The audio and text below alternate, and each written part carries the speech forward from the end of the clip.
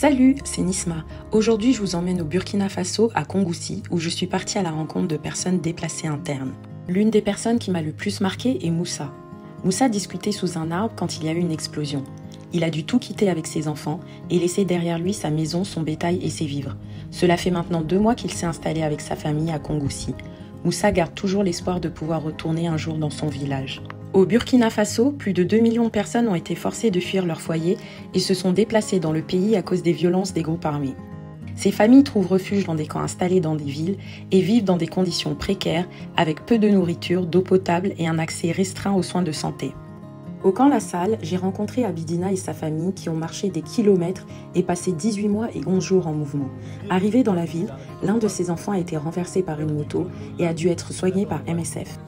Beaucoup de déplacés ont survécu pendant des mois sans soins et sont arrivés affaiblis.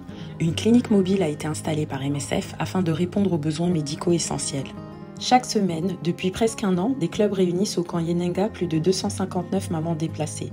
Une initiative lancée par MSF pour améliorer la santé maternelle et celle de leurs bébés.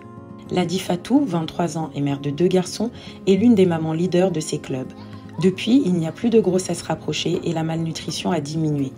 Notre collègue Pierrette, chargée de la promotion de la santé pour MSF, est responsable de leur suivi. Tous les 3 mois, des kits contenant des produits pour bébés sont distribués. En collaboration avec le ministère de la Santé burkinabé, MSF intervient à Kongoussi pour apporter des soins de santé aux personnes déplacées. Les équipes ont également distribué des produits de première nécessité et fourni un approvisionnement en eau potable.